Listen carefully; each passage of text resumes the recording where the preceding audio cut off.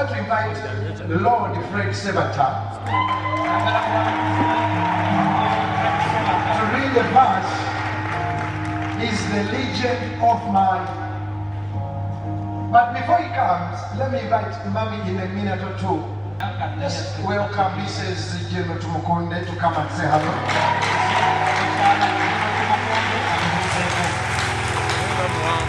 As a sister in the Lord, you are welcome, Mommy.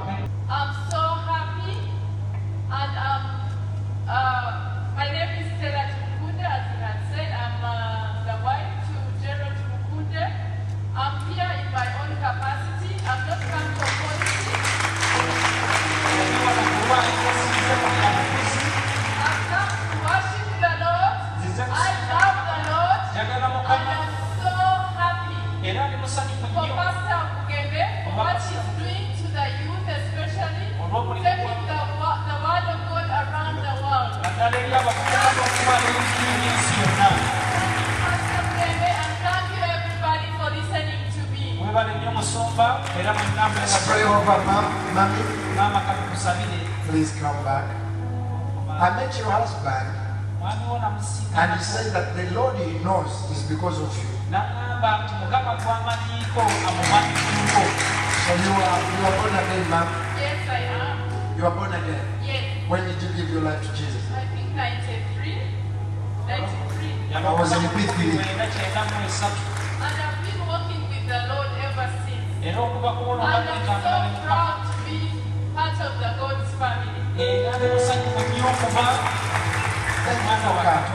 Please be coming. Yes, I will. It's my first time to worship here, but I've seen the presence of God in this church. Dear Lord, thank you for the humility of Mrs. Jenna Tumukunde. Thank you that she could come here to pray with us. Bless her for me and continue blessing her and her family. In Jesus' name we pray. Amen. Thank you, Mommy. Come on, people.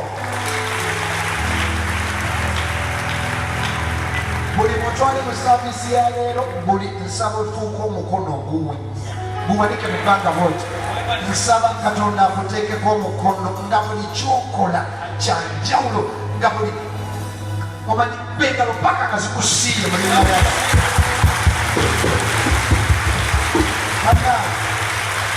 Mama Hamlet. So, amen. Lord Fred Sebatta is a living legend.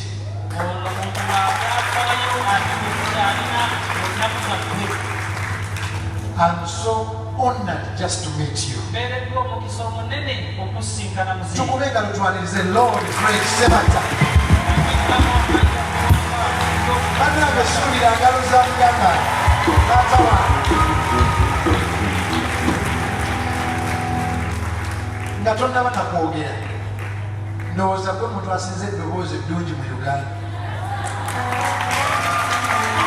Yimbira musajja tonnabuuza bantu ekisooka walokoka Lodi Fred Sebatta mulokole yimbira Fred. Tolabanga kwagala kulinga kuno olina wayo omwana ffe gwebibiri byange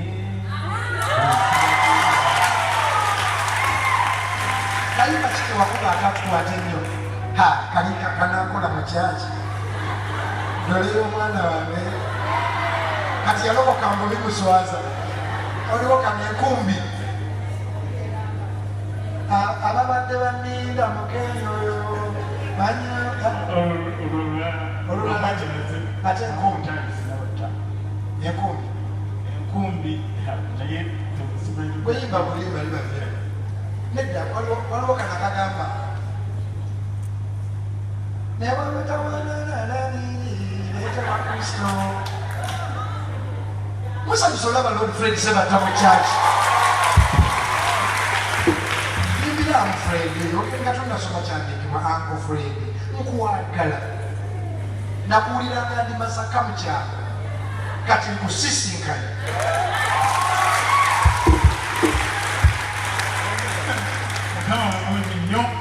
nnyo naye ennyimba ezo ezimu kubanga tekuli bivuga otera nnyo okaluba naye olulala mmanyi ngenda kujja tuyimbe kano kagamba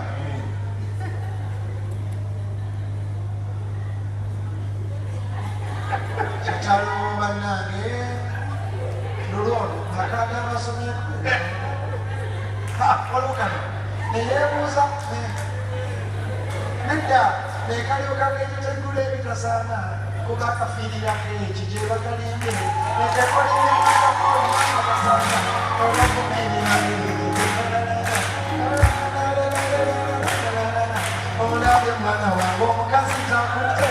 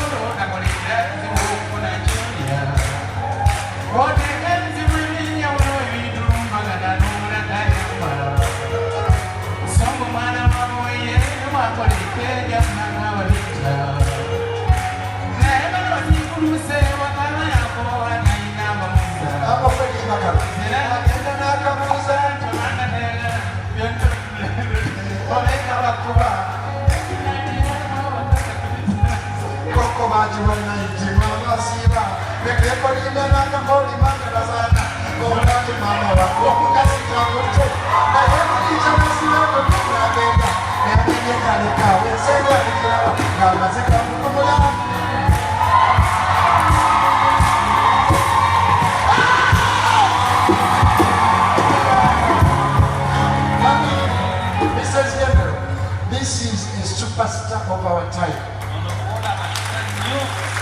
Kati waliwo kano akafred akagamba bireete wa Kristo jangwe wa Kristo kagala nnyako kagamba katya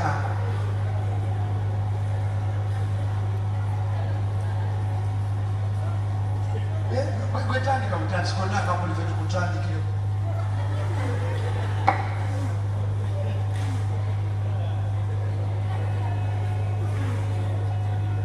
yakafuna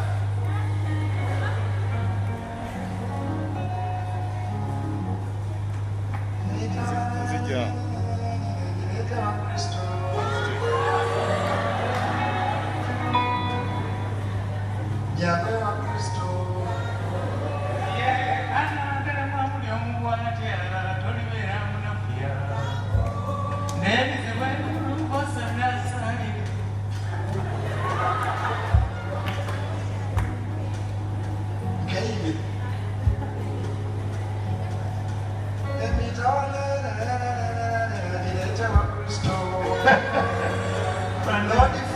Sebatta yabagambye nti mujje wa Kristo buli akiwa amafiina yagwe wa Kristo Lord Fred Sebatta nsaba mumukubire mu ngalo kuza ku bantu Fred balamusiza nnyo era ne mbebaza byonna bimukola kasitaba nga biba nga biwa Katonda ekitiibwa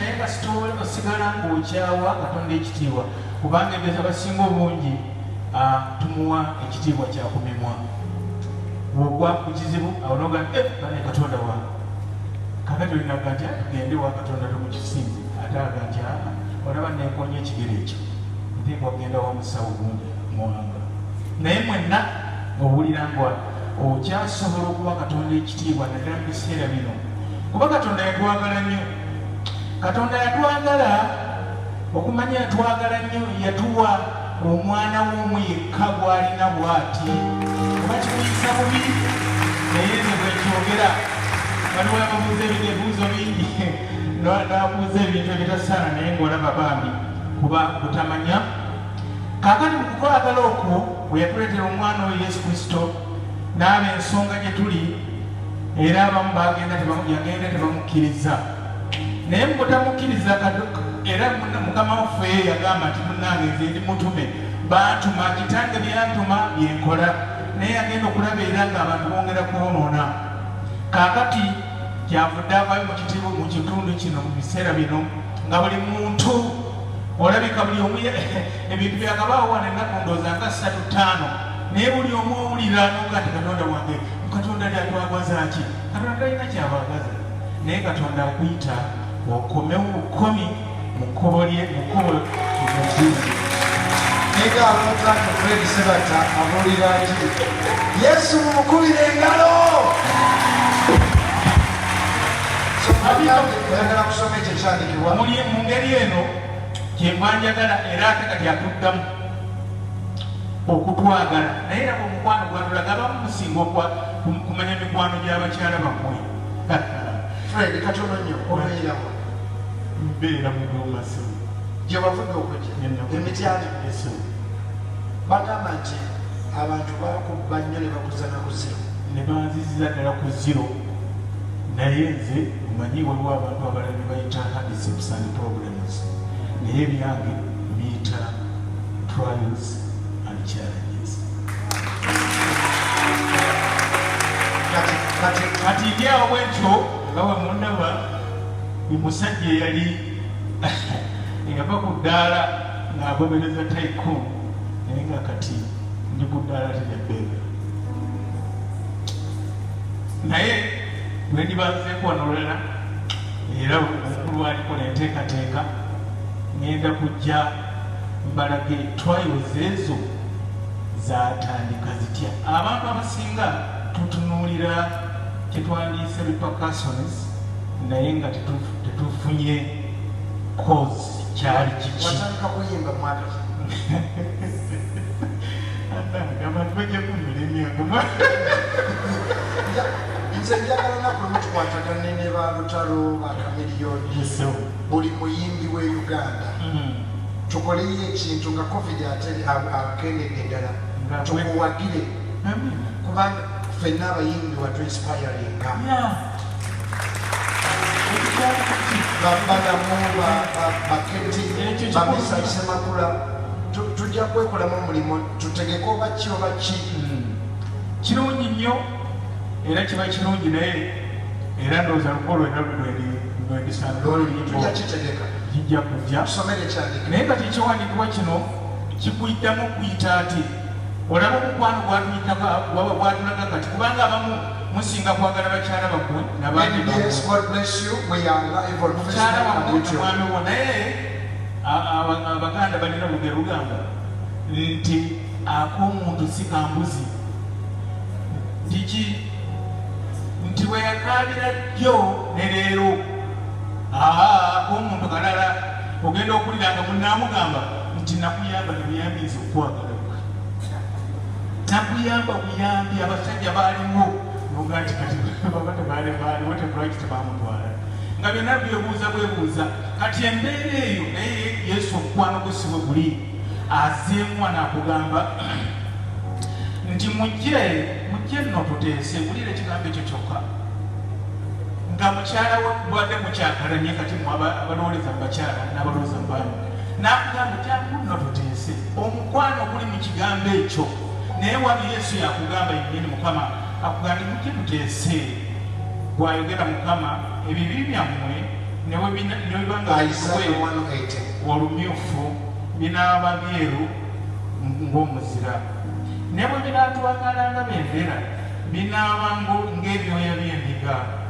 bw'ayogera Mukama ng'ebyoya by'endiga bwe munaagondanga ne muwulira munaalyanga ebirungi eby'ensi naye bwe munaagaananga ne mujeema munaalibwanga na kitala kubanga akamwa ka Mukama ekakyogedde.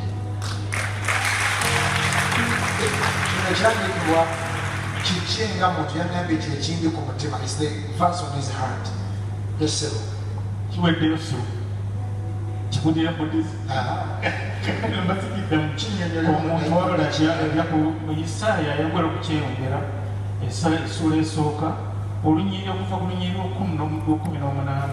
okutuuka ku 2 akugamba nti naye bwemunagondanga alinga muzadde atukomyawo ate kati atuyita tujje tukomewo mu mbeera buli omu gy'olazeemu embi eteetaagisa enyomebwa evumibwa eryawo okugamba kubanga ensinga bwemugiraba kati waliwo ebintu byenasomako nga bitulaga Sodoma na Gomora kati kubanga kati nakudabye obuntu bwangwe buno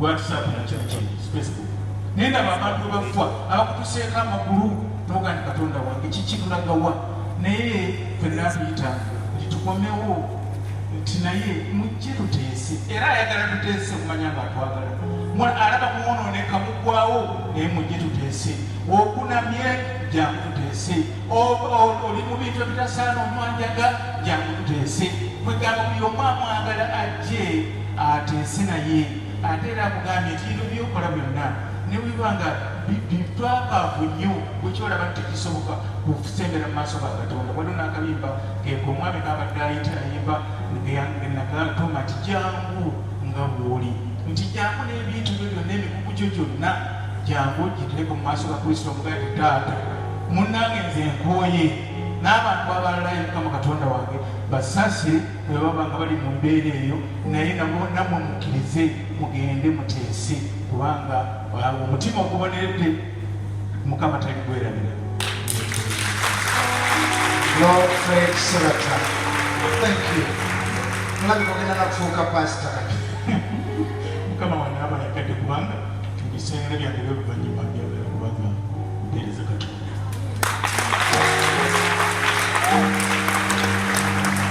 Let's stretch hands. Lord, we thank you. Watch the mutima gwange to look for Lord Fred Sebatta. Thank you for Joelia who connected him to me. Bless him for blessing our time today and for reminding superstars to come to God. Yene nyomaine. Nabamuza kuziro Bible egamba, and the latter days of Job were greater than the first. Lord Fred, Bible gati nakuzayo bwezasembayo ate zaali nnungi nnyo n'okusinga ezasooka. Ekyo kyandiko bakikubeerera ekiramu. Obugagga bwo bukomewo, kitiibwa kyo kikomewo. Mu linnya lya Yesu Kristo Nazareti. God bless you. Mumukulireko mu ngalo banaye. May God bless you. Mukulireko Lord Fred mu ngalo. And I want you to know Katonda yennyini yantadde ku mutima gwange okunoonya. The Lord himself put it on my heart to look for you. Era kujja n'ewaka. I'll come home as well. Yakutuukayo. People, everything Jesus touched, buli kintu Yesu kye yakwatangako it multiplied. kyakubisibwangamu. Fish Ennyanja tubijjukira multiplied. byekubisaamu. Bread Omugaati multiplied. negwekubisaamu. It touched me. Yankwatako. I multiplied. Obulamu bwange negwekubisaamu. From this day forward, okuva leero I just want to make you active. Do hands like this. engalo zo I want you to clap them 7 times by faith. 1, 2, 3. One of the things, I have 6 minutes for another service. One of the things God has blessed me ekimu with ku bintu Katonda byampeereddemu omukisa is a healing hand. gwe mukono oguwonya. You may come near me, I may not even give you money, oyinza okujja gyendi nesikuwa na sente but your life will become better. naye obulamu bwo ne bulongooka. It's true. Ekituufu. It is very true. Ago mazima. Katolengera mwami Fred yoyimiridde nange wano. See how Lord Something spiritual has happened to you. waliwo ekyokulya ekikubiseeko And things will change. ebintu bigenda kyuka. Kati mwabali e China, America, Canada, oli mu YouTube, oli Rwanda, abasaba naffe mu Europe, abali Abu Dhabi, Qatar, Jordan, our family all over the world, South Korea, South Africa, namwe abatudde wano live. I pray that from this day forward, the Lord will give you a healing hand. Gy'olinzibwa okuba leero Katonda n'omukono oguwonya. I should encourage you to fast on Wednesday. Era kuzaamu amaanyi bw'oba osobola osiibe olwokusatu. If you will fast touch your stomach, we are fasting every Wednesday until December. Lwakusatu tusiiba okutuusa Desemba. Please. Banaasiiba kwata Kwata ku ku lubuto wadde omukono mbawo. lay your hand on your belly. May the Lord give you strength to fast this Wednesday. Mukama akuwa ekisa okusiiba olwokusatu luno. In Jesus' mighty name. Mu linnya lya Yesu. Come on, clap your hands to Jesus. Yesu. I also have a testimony. Ate nga nina n'obujulizi. Mom, we've we've been raising. This stage fell down recently. I don't know if you can see the photos. And it almost killed me. So now we fixed the pavers. And we fixed it a bit strong. This is how it used to be. I thank God it didn't kill me. So now we decided, instead of buying a new tent, let us build a new church. So that's the new church.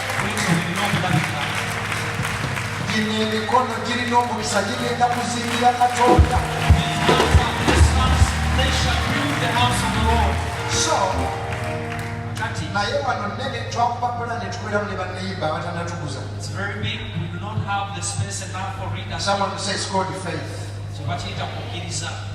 Half we have half of it. That's what we have put up right now. So come here, Judith. Trying to sold 60 million. Been raising 60 million. Sorry, because I've already shared the word. So we've been raising 60 million to raise the walls. I started last month. Praise the Lord. Good afternoon, church. Amen. We want to bless the Lord so much for the fact He has brought us. About 37 days ago, we went back to the 60 days campaign to raise 60 million shillings. We are here to glorify the name of the Lord and to thank you for the money that we have been able to raise. Because when the 60 days could end, we were able to get the 60 million shillings.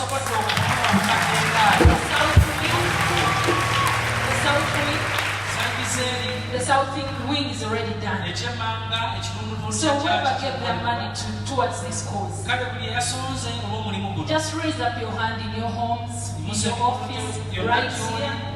We want to pray for a special blessing upon your life. Just like my pastor shared, that there are some people with healing hands. We pray that you will be among those people. That everything that you will touch will be blessed. That everything that you will do will be blessed. In Jesus' mighty name. Amen. Thank you so much and God bless you. Thank you, Pastor. So we raised 60 million and the walls are up.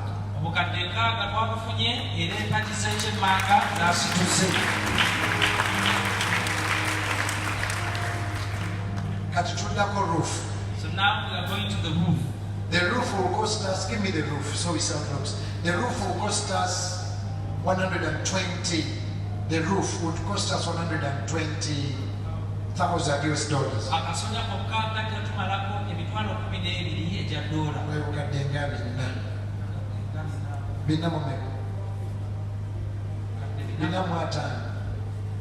Healing hands. And my prayer is that by Easter, at least the roof will be there. So I'm praying to God to give me wisdom on how we can raise this money. Just lift your hands. May the Lord bless your hands, that everything you touch, He will bless. Therefore, I want to declare a decree by faith in Christ. From today, I'm declaring, I pronounce you. Your life shall be like Jacob and Joseph.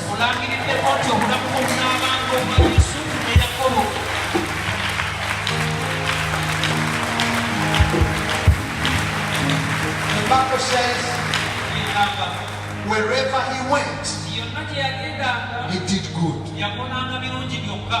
Mama, I came here.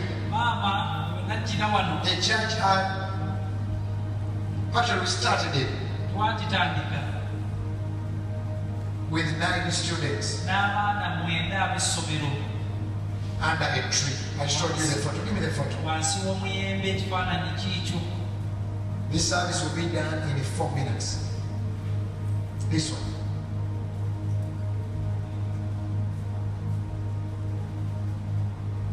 kati nno wano twali tugaggawadde With this structure, we had made something for our souls.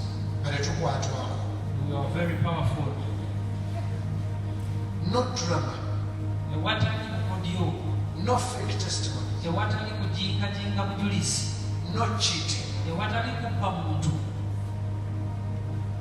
This church is growing every day. Kanisa eno ekula buli lunaku. It means Tekitegeeza I can declare you nti gwe naawe osobola okulangirirako one of the most blessed, lucky, healing hands people. nti oli omu ku bantu abalina omukono omuwonya abasinga. So I'm going to make a decree. Kale ngenda kulangirira bweki. And by faith, you're going to stand up and you're going to receive it and you're going to clap for 1 minute. That from this day forward, you shall speak like a Jacob. That my coming here, wait, I'm not declared. Ngenda kote tunalangirira.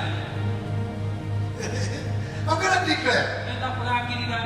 Actually, I'm going to even ask you, Era nja nakusaba. some of you that, how many of you need a financial healing? Bamekanga weetaaga kuwona mu byanfuna bya nsimbi. Mukama waliwo abawanyikanga abaterera naye the first person that put down your hand, that put Setebeka 20K in the church basket. Omuntu ayasooka okuteeka mu kabuga ka kyaki emitwalo 2. I know her. Mujjukira mumanyi. I know 3. Alice Matamba, Asatu, Kyala Alice Prince Matamba, Bategeka, Alice Bategeka, Lizzie, Auntie Lizzie, and who? And Julie Nakaye. ne Julie Nakaye. Mumanyi okujja mu kigo kya kyaki nga mulimu emitwalo 2. You got to look in the basket. Twasiba ne tusaba eyazitaddemu abbe. We prayed and fasted that whoever dropped the 20,000 note would come back. Naye mulengere okuva eri paka wano we tuyimiridde ewaffe. But see what the Lord has done from the main road, from the highway, where we stand is our property. Era abo abantu ogyeko liizi yafa naye abo abasatu, they are blessed, one of the most blessed people, Julie, Alice and Peace. Nabayitayo nga bawadde emitwalo 2 n'ensanyuka neŋŋamba mbasalire ki? Bonna ne bagamba motoka. Konze motoka steeringi gundi breeki ziriwa nga tebamanyi. But all of them are traveling the world. They are still our members here. They have jobs. For the Lord had our prayer. So, I'm going to ask you to get something and give it to the church. When I declare a blessing, it will go even in your finances. Not go enough. Even if you have 1,000 so by faith, 1, 2, I declare you from this day forward, everywhere you will go, you shall be as blessed as Jacob, and everything you touch, every child that has come from your womb shall not become a bastard, but they become lawyers, engineers, pilots, great people that a family has ever had. They shall serve the Lord.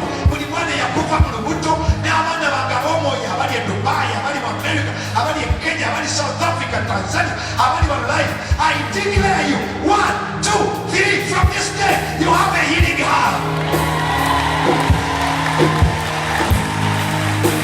Sikume mpaka kaze kusi.